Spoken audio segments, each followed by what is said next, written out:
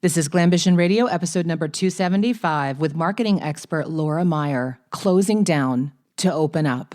Ladies and gentlemen. Glambition Radio. Glambition Radio. Glambition Radio. Glambition Radio. Glambition Radio. Glambition Radio. Welcome to Glambition Radio. I am your host, Allie Brown. I'm an entrepreneur, mentor, investor, and founder of The Trust, the modern premier network for 7- and 8-figure women leaders. I love thinking big, doing different, and exploring ideas that disrupt the status quo, especially when it comes to women, because we are creating the new models for leadership, business success, making money, and changing the world. And hey, we're doing it with style. So let's go. If you have been considering joining us in The Trust for 2022, I want to give a courtesy notice that we are raising the rates. So now would be the time to fill out the form at jointhetrust.org, book a call with my team, get more information, and you can see if this would not just be the perfect group for you next year at the levels that you have achieved. And if you're not there yet, still you can come learn more. My team can tell you about some upcoming workshops and events, things ahead of time that we haven't started even promoting yet. I'm so excited about the next year and everything that's in store for us. And how many women are breaking through the $1 million mark, even over the last 2 years. It's just pretty incredible what we're doing. And mark your calendars if you are going to join us in The Trust. February 22nd and 23rd is our official spring meeting in Miami Beach, Florida. Yay, Miami. And our special guest advisor is Carolyn Aronson. You know the brand. It's a 10. It's in like every beauty store, drugstore in the country and around the world now. $500 million brand. She's going to be spending the morning with us, answering all our questions, walking us through her story, the decisions she's made.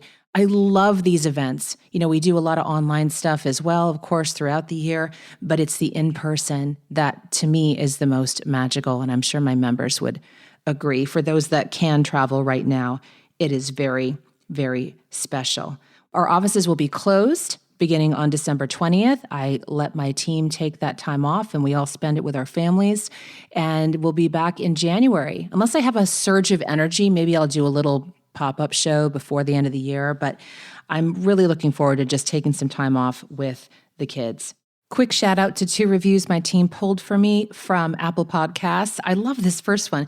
It says, joining the Casa Dragones community together. I guess she really is enjoying the tequila. And from our guest, Bertha Gonzalez, she says, Allie, you have a beautiful way of interviewing your guests where you listen more than you speak, and your thoughtful questions bring out amazing stories of your guests. What a beautiful episode with Bertha Gonzalez. She is so incredibly smart and passionate about her tequila. I'll definitely be trying her product. Thank you so much. That's from Sam T. Ford from the US.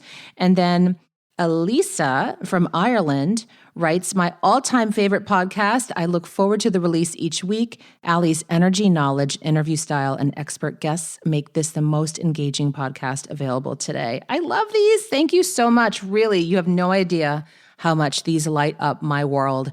And the more reviews we get, the more women can discover our elevated conversations so they don't have to listen to stupid shows. That's my goal. It's all I want. Laura Meyer is going to be a great guest today. Some of you know her, some of you may not. She's someone I kind of met through the circuit. And the more I listened to how she talked about marketing, the types of clients that she had worked with, and even better, when I dove back deep into her background on how she was an entrepreneur who actually grew into a franchise model and then made a big and heavy decision to shut it down. I had her talk about that today. I think it's so important to share these stories when you know what's right for you, but how do you make these decisions when you are carrying so much and it's going to impact others?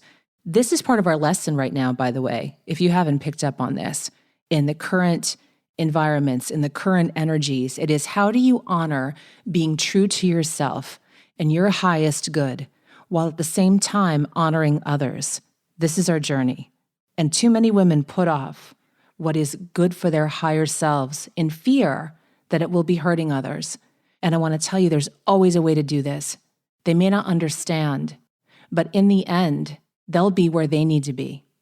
So let's enjoy a powerful conversation with Laura Meyer. Laura, where are you today? Oh, I'm in Chatsford, Pennsylvania. It sounds cold. It is cold. I think that's why my business partner, Kelly Roach, pieced out about a year ago. She just left a skid marks in Pennsylvania. Suddenly I have a call with her. I'm like, where are you? There's palm trees and she's got this swanky house with a pool. I'm like, what just happened?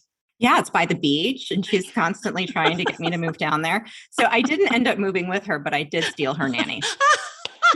See, women helping women. It all evens out.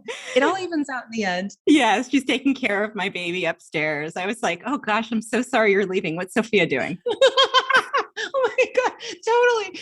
Okay, this is a great example of how a business conversation with women would start versus guys. Right. By the way, we got their nanny. It was awesome. She was available. It was good. Kelly trained her for me. She hit the ground running. That's half the battle. What a dream, Business right? and personal. Yeah. Right. Oh, good for you. Good for you. And a sleeping baby. Yeah. So I'm excited to have you on here. I've gotten to know you a little bit over the years. I've seen you online. I've gotten to meet you at one or two of my events, but you were kind of just always in this radar on my peripheral vision a bit and not really understanding really who you are and what you really, really do.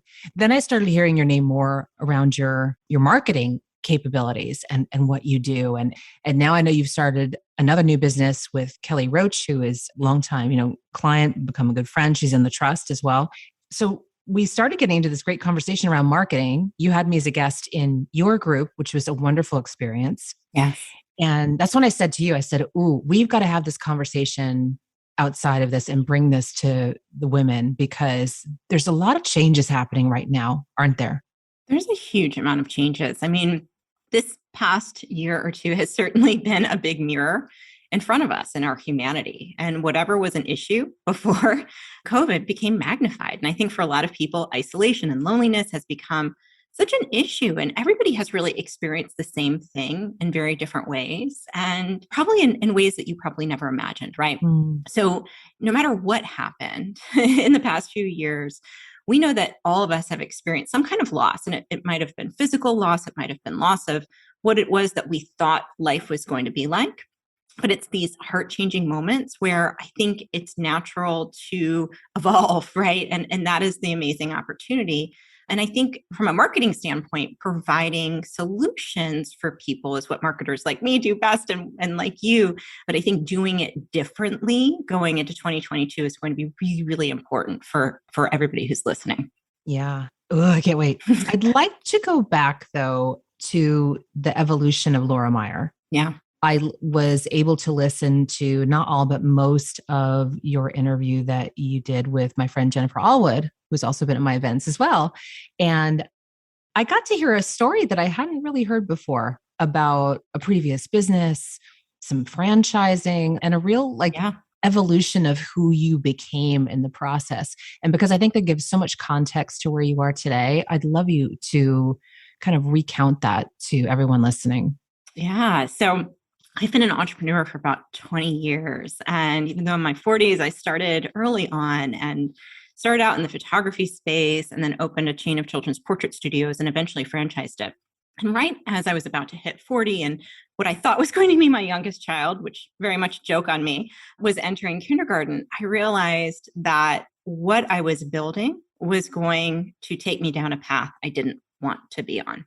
I know, Allie, you've had a really similar experience, which is why I love being on Iconic and love hearing your thought leadership around this. But I realized everything I was doing and building was very much in contrast with my best gifts and abilities. And I was way outside of my zone of genius, even my zone of excellence. And at that time, there were so many things that were changing in the external environment when it came to the industry that I was in, which was the photography space. And that combined with just realizing that franchising was not for me. It did not suit me. It wasn't a great fit for my personality. I really just exited and exited pretty abruptly. released everybody into license agreements. And I didn't really know what I was going to do next, but I knew that what I was doing was no longer for me. And that was a really challenging and honestly dark period in my entrepreneurial career because I had pretty much been successful at everything I had attempted up until that point. Was there a moment you knew? And by the way, I want to back up further. Franchising to me always looks really cool. It's like a cool thing. Like when you hear that someone franchised their company, you're like, oh, everyone leans in and goes, ooh, it has this powerful feeling to it of like incredible leverage, fast growth, right? Seems to solve a lot of business problems because you're cashed up front. Yeah. Do you want to give a little hint of the dark side of franchising? Like for those of us who are kind of enamored with it? Franchising is a fabulous model. And I think part of my struggle with it had a lot to do with the industry that I was in and that addressable market was very much shrinking while I was growing my franchise, which I didn't obviously anticipate when I started it. But I think there are some really fantastic aspects to franchising that you mentioned, but it can be very much an inherently contentious relationship. And I remember there was moments where there was things happening at locations that was under the brand that I owned and under the business that I had built that were taking place that left me very responsible for things that I had no control over. Were they switching from like kids to boudoir or like what was going on? Like closing up a location overnight and, and press being all over it and things like that. And I remember just having this moment where I realized that this was no longer my movie, right? Yeah. Like I was being, contacted by a press outlet at a location that had pretty much shuttered up overnight. And I had no knowledge of that happening and realized that you do lose a lot of control when you franchise over your company and your brand. And then you start getting involved in things like compliance and regulatory issues and things that honestly just don't light me up. Yeah. And I realized that, again, this was not something that I wanted to take to multiple hundreds of locations. And I wasn't necessarily looking to transact it either. So I did what I thought was the right thing to do. And released all of my franchisees into license agreements, released them from obligations of paying me royalty, and basically said, good luck. You can use the trademark and it's up to you to, grow your own location. And that was very difficult because I am such a relationship-based person. And the loss of relationships that came with that decision was heartbreaking in a lot of ways. And I found that people either ran away from me or ran towards me. And that told me a lot about the foundation in which that relationship was built. So in a way that I didn't expect, it was very much a gift. Did you ever question that decision in the middle of it? No. So it was hard, but you never really questioned it? No. Yeah. When you wound down your company, did you question it? I sometimes questioned the strategy, the strategic decisions I was making of it. It was more not if, but when. And you just helped me realize something. I think the reason it was so hard is the relationships, right? If I were looking at it just on paper and that was hard too, seeing, all the great revenue coming in. Actually, that was hard. Never mind. Yes, I did question it. Did I ever question it was the right thing for me? No. Yes. I didn't question that. Yeah. But there was a lot of layers to it, right?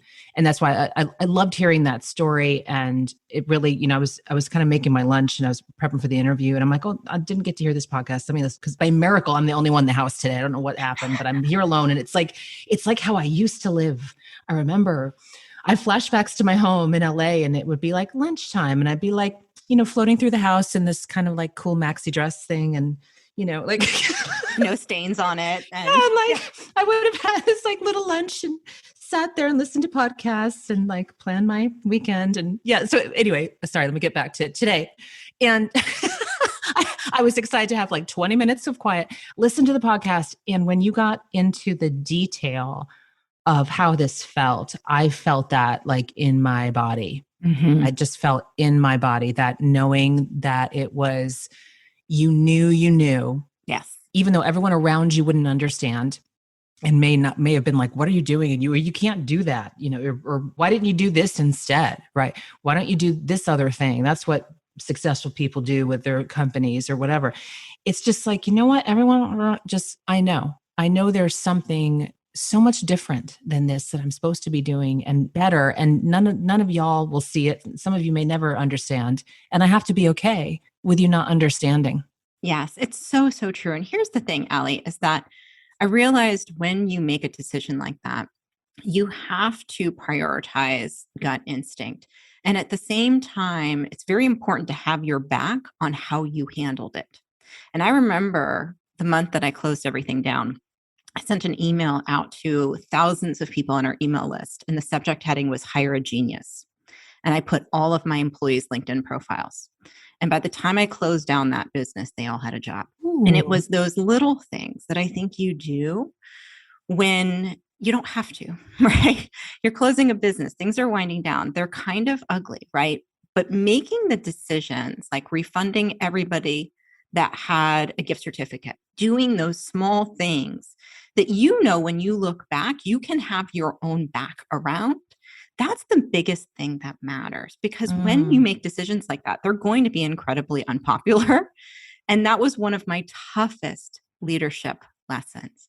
So even though that decision was extremely difficult, and I probably wouldn't recommend it to people to pursuing a path that you end up having to unwind, it expedited the wisdom in which I can pay forward to my own clients today in multiple ways. And that I'm incredibly grateful for. So how did your journey segue into the marketing and that being your jam? Oh gosh, it's such a fun story. So I was so fortunate in the franchise space because there's so few women to know many other powerful female CEOs of franchise brands, really popular franchise brands that you would be familiar with: Painting with a Twist, Massage Heights, Lash Lounge, City Row. And I happened to have their text numbers. So I texted a whole group of them at once and I said, just want to let you know I'm winding things down. Thank you so much for your support. I've just decided that this is not a path for me anymore. I wanted you to hear it from me. And thank you for everything you've done to inspire me. And one by one, they all said, Laura, I'm so sorry. And I know how much you worked on this business and you've been in the industry for decades and you're so well known in the industry. And, I empathize with what you're going through. And would you actually take a look at our email system? I think there's something going on. Would you mind talking to our marketing director? We're trying to do a rebrand. Would you mind heading it up? And I ended up, as many people do, falling into a consulting role. And I initially started working with some of the traditional franchise brands. And then I started working in a fractional CMO role in private equity, specifically for franchise brands and fitness and lifestyle. And I absolutely loved it. I loved working on the marketing side of things. I had very much a street MBA from, almost 20 years of entrepreneurship at that point. And I acquired a couple additional certifications. And I found that that was my zone of genius. It was something that came very natural to me. I could coach and lead in a way that was very unique, given the different perspectives that I've had in business. And it was wonderful. Can I pause there? Sorry. Yeah, please. Really important for people to listen to right there. What just happened? Okay, what's fascinating to me is that some people could view you deciding, as they did with me, like to shut something down as a failure, right? And here you are, you reached out to these people and they wanted you as their hired gun. Like they wanted you in there. In the real world of business, things happen all the time, right? Like people make decisions to close down certain ventures, go a different direction, open other things. I think men do it more quickly, right? Yes. Typically than we do. You get where I'm coming from? In our industry in particular, and where I've been, like we view these things so personally. Yes. It's agonizing. And I want to just point out to everyone that like they couldn't wait to bring you on board to consult at high levels. They never said, oh, I'm sorry, your last gig didn't really work. We don't want you. They couldn't wait to get you on board. They saw all your value. Right. They saw what you brought to the table. Why do you think that was? I think, Allie, it comes down to this. When you pivot and shift and change, you can't bring your website with you, right? Like sometimes you can't bring your social media following with you. You can't bring your email list with you, but you can bring your relationships with you. And how you show up when no one is looking, or the dedication and effort that you put into your venture, people are watching. And that is something that nobody can ever take away from you. And it's an asset that you get to carry forward at the next version of who you are at any point in your life. And I think that's really what it came down to. Yeah. So one of my friends who was the founder of the Lash Lounge, who was on my podcast and speaks about her journey, which is a phenomenal, phenomenal story, had just received funding. And the person that was coming on to help her grow was the former CEO of Pure Barre. He had just left his post, growing them from 100 to 400 locations. And I ended up working directly for him. And he mentored me for a period of time. And any informal marketing training that I had had through my own experience and classes and certifications that I had acquired, he really showed me what good looks like. He showed me and gave me incredible feedback on my work and was so encouraging. And I think it really just takes that relationship to create that next introduction. And I think as marketers, ultimately, we have to be in relationship with our audience and with the people that we are calling into our mission and our movement. And whether it's a personal relationship like the one that I had just demonstrated for you, or a relationship that happens informally, that prioritization of deep connection that's authentic and filled with integrity is so, so important as we enter into the new year. Yeah. Thank you for expanding on that. It's refreshing take on business and identity and who we are. Yeah. So, okay, segueing. So now you're a hired gun for top brands. You're doing this consulting. Were you loving it? I was loving it. And I started networking within the world that we all live in and meeting people like Kelly, who would eventually become my business partner. And what I was bringing to the table was a lot of classic business frameworks that have been around for a long time, like customer journey mapping and market positioning, that weren't really being utilized that often in the online space. And so I found myself growing a reputation in relationships with business owners where this type of work was pretty new for them. And it was a unique way of approaching some of the problems that they were facing in their business. And I found that working at that higher level, at that 7 and 8 figure level, was the best fit for me, simply because of the background I was coming from, and that higher level strategy was typically what was needed at that stage of growth. So yeah, as I was starting to get to know that type of entrepreneur, I fell in love with her, because in a lot of ways, she was me before I had somebody like myself to be a strategic advisor, to be that resource. When I was a multi-7-figure business owner in the traditional space, in the brick and mortar and franchise space, I didn't have somebody really guiding me in that way. And so a lot of times I think our businesses are very much a love letter to our past selves, right? Mm-hmm. That's where I decided to focus. And it was tough. I was offered some really big positions with companies full-time as a chief marketing officer, but eventually just decided that, I had made it this far as an entrepreneur, and I'm pretty sure that's how I'm going to end up wrapping up my career. So pivoted into the online space. And today I serve exclusively 7-figure entrepreneurs in like a fractional chief marketing officer type of capacity. What surprised you when you became privy to this world? I mean, I have to be straight up honest. The profit margins are awesome. I mean, when you're in brick and mortar, or if you're in a restaurant, like 18% is awesome in a service-based brick and mortar. Restaurants are, sub 10%. When you can work with a 50 to 60% profit margin, there is so much freedom and flexibility in terms of capital preservation. Unless you're doing something where you're pivoting away from that, or you're investing in technology or infrastructure, you can capitalize yourself in a very unique way that is unavailable if you're growing a traditional business. And I think that's really exciting. That's really exciting for this space, because it gives you this opportunity to experiment and test and invest in nice to haves versus must haves when you are enhancing your, customer experience, or you're looking to play the long game of marketing, which I'm very much a fan of. And to me, that's just very exciting. Yeah. And what about the craziness of this industry, though? When you got into the, especially in the coaching space, for example, like, were you like, y'all are crazy? Like, no one knows real business, right? Like, there's a few of us, but were you like, what is going on? Yeah, I mean, I was excited because it was a place where I could create value, which was, super exciting. And I love being able to help in a unique way. But I think what was really most interesting to me was that in traditional business, and particularly franchising, things like income claims are very top of mind. Like you have to be extremely careful about what you say and the promises you make and the claims sometimes flying around in the online space. Like, I promise you, you'll make, an extra six figures. I'm like, wait, what? Yeah. So I'm sort of waiting for, You're waiting for lawyers to run out of the closet. Yeah. yeah. I'm waiting for compliance to come out of the closet on that one. But I think that surprised me. But I think ultimately the pace was very exciting. It still is very exciting. The momentum, the speed in which you can shift. I think that was the hardest thing for me about franchising, is that you're guaranteeing a business model within a, federally trade or regulated contract.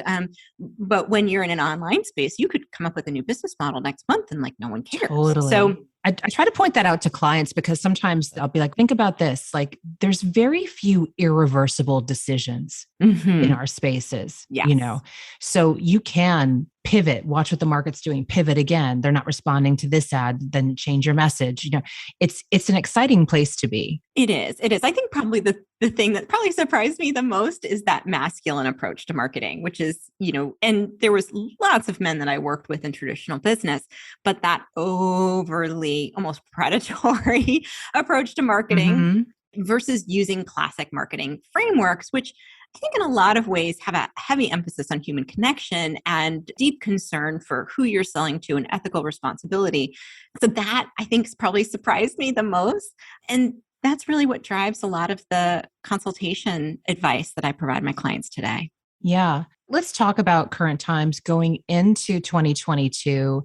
We're hearing a lot of talk about going back to basics. I know that you talk about, it's about relationships, it's about conversation, it's about human connection.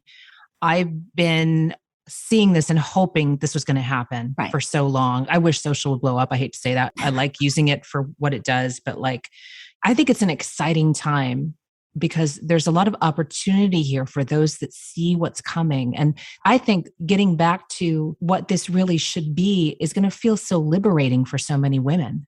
Right. I think so too, because there's such an awareness and transparency around marketing that forces a conversion, like the countdown clocks and the limited time bonuses. And sometimes those are necessary depending on who you're selling and what you're selling. But I think how we go about it is an important responsibility that we need to be thinking about in the midst of the crisis of the world that they're in right now, and making sure that we're contributing to a greater good with the marketing power that we have. So really what it comes down to is trust, right? The trust that we have with our buyers, the trust that we have with our audience based on a higher level of consciousness. And I think we currently have this incredible opportunity to connect with people in a meaningful way and provide a positive vehicle for hope, just because we're facing an epidemic of loneliness and isolation, the kind that we've never known as a species. But I think moving into 2022, our primary focus should be about developing marketing systems that humanize marketing and sales experiences for our customers. So let's give some examples of that, because people may be listening and go, well, what do you mean humanize it, right? Do I have to do calls? Do I have to, can I not pre-record a video? People can misconstrue that in many ways. So tell us, maybe those are accurate. I don't know. Right. I think it's probably asking the right questions behind those questions. So do I pre-record? Do I record? And understanding the implications of all of those decisions with intentionality.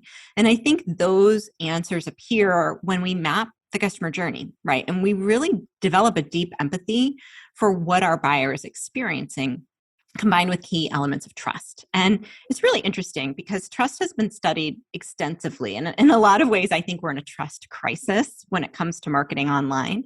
But there is a professor named Dr. Kent Grayson, and he runs the Trust Project at the Kellogg School of Management. And he and his colleagues across sciences and philosophies researched how trust works when it fails us and what we have to do to repair it. And I was reading this recently, just in doing my own, research and catching up. And what stood out to me is that trust is really made up of three basic pillars when it comes to marketing, right? It's competence. So how much is our marketing communicating that we can help the person that we're speaking to achieve their goals and allow them to be successful, right? And so, for example, if, somebody that you hired to help your child achieve another level of academic excellence, you would be pretty disappointed if you found out that person didn't have a degree, right? So it's very much based on that competence. And then also honesty and integrity and making sure that what we're doing is truthful. So if it's pre-recorded, don't be dishonest, right? Say, this is a pre-recorded video. Don't be on sales calls if you hate being on sales calls, right? Because what shows up is this lack of integrity and alignment, that because eventually people will sense that and then question whether or not your product will do what you say it will do, whether it's misleading or if there will be an issue, or if there is an issue, will you correct it?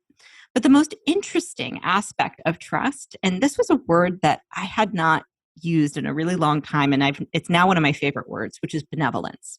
And benevolence is transparency in what is accurate about the promise and a detachment from whether or not you buy from us, right? And if you think about who you trust the most, it's people or marketers that don't sell on scarcity or fear, but sell on benevolence, right? That say, it doesn't matter if you buy from me or not. Listen, here's what the value I can provide for you in this conversation, in this piece of marketing.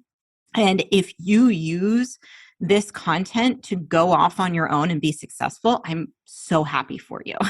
And if you also in that process decide that you'd rather have my help, I'm here for you, right? And encourage that intuitive decision-making versus the scarcity decision-making or the fear-based decision-making that really just contributes to the isolation and frustration that many people are already feeling and exasperates the existing pain in their lives. Mm-hmm.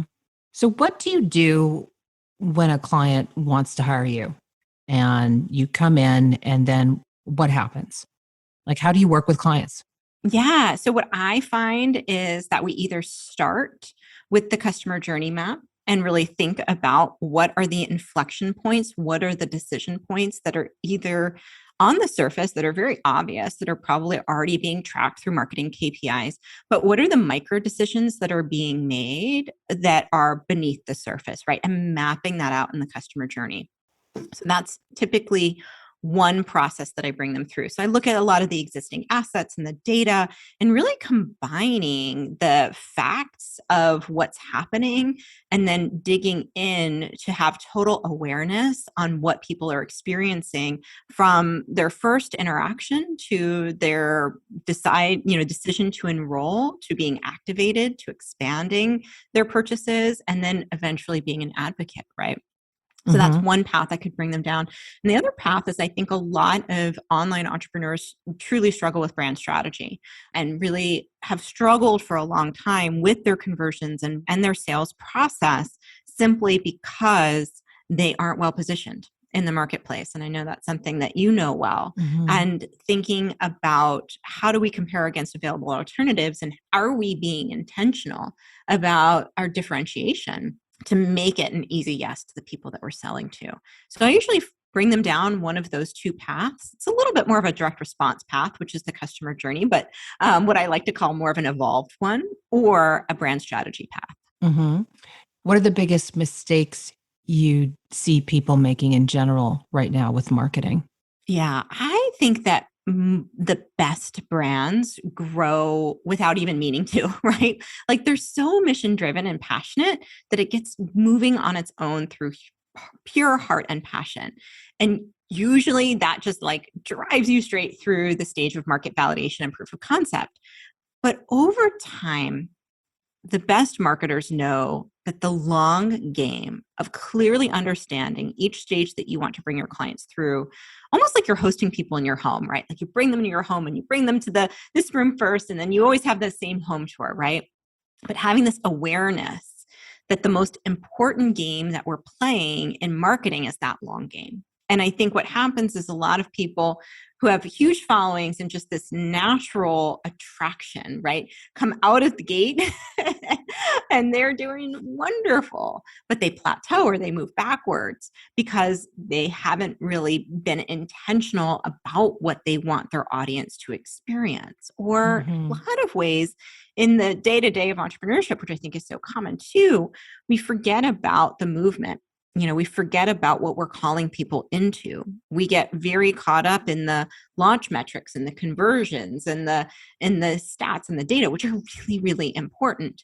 But ultimately, like, the best brands are rarely birthed in a boardroom, based from a whiteboard with, metrics and charts. Like, the best brands are built from a movement that's, bigger than any one person that's part of it. All this is great, but can you bring it home with like some type of a story or an example that people can get their head around? Because this is important for them to understand.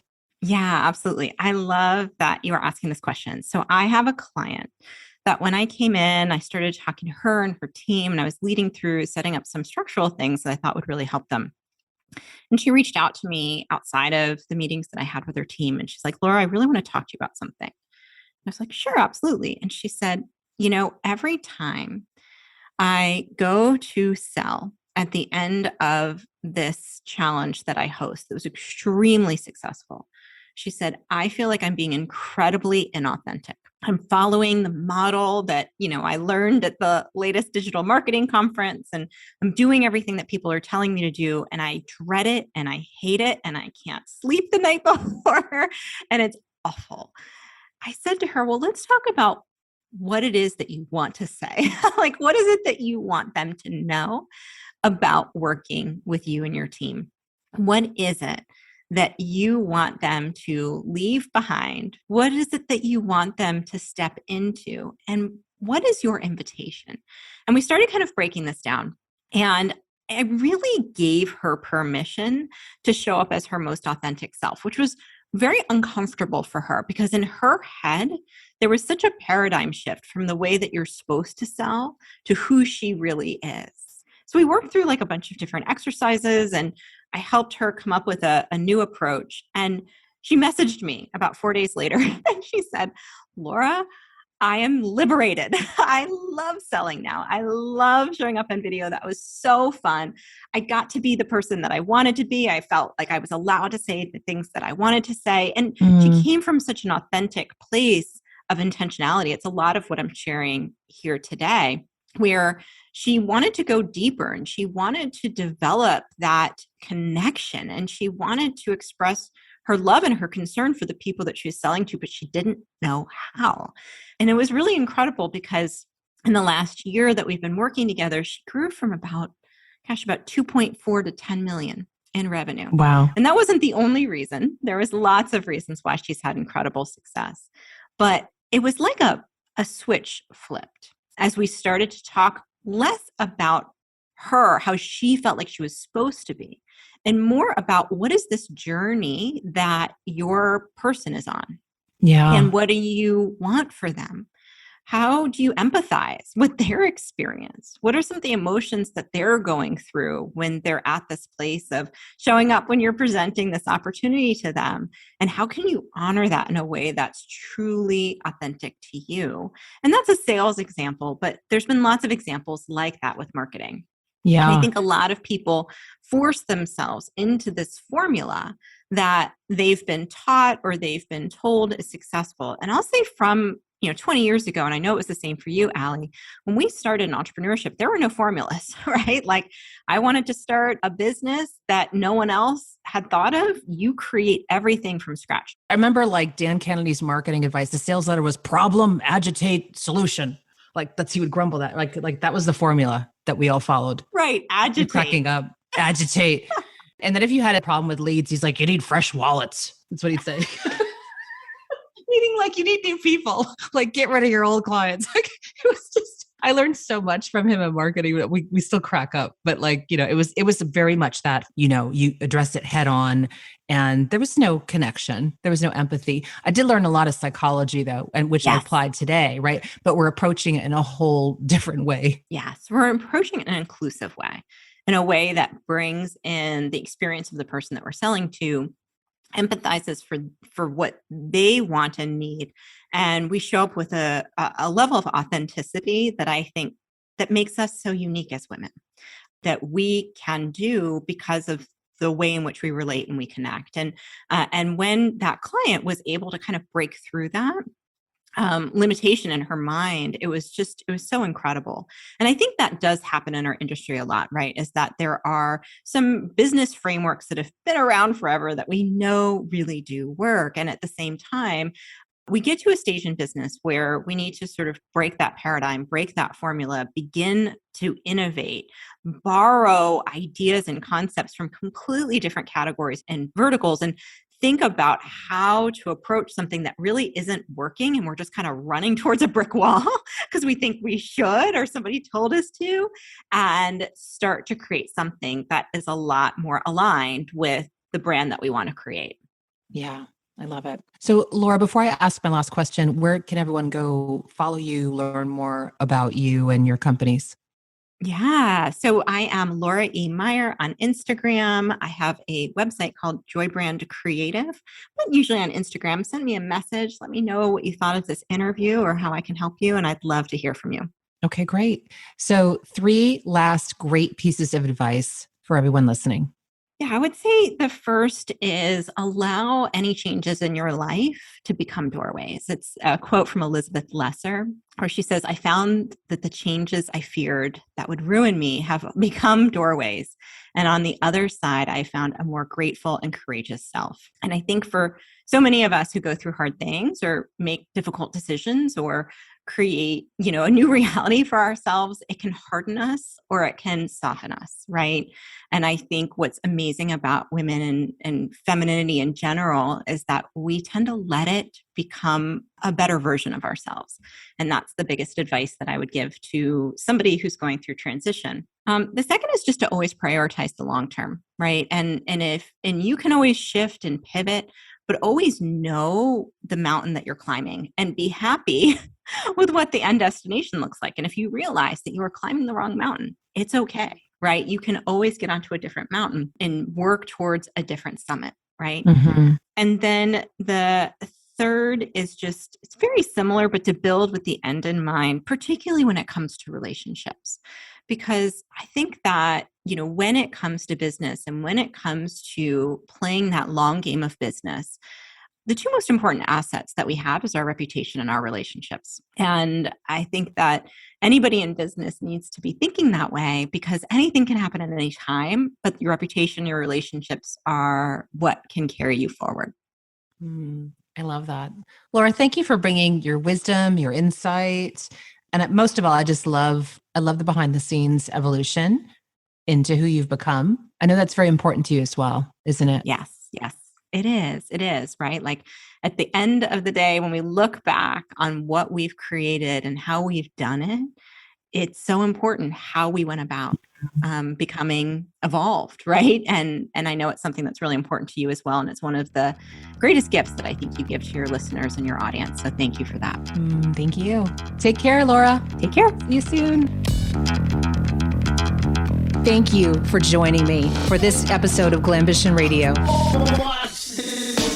If you enjoyed the show, make sure you subscribe so you automatically get my new shows every week. Also, I'd love if you left us a review so more women like you can discover us. We're on Apple Podcasts, Stitcher, Spotify, Pandora, and other major platforms. And I'd love to hear from you personally. Come join the conversation on social. Instagram is my happy place lately, and that's Allie Brown Official, but you can find links to my other platforms at alliebrown.com. Glambition Radio is the elevated conversation for women leaders, and I'm honored you tuned in.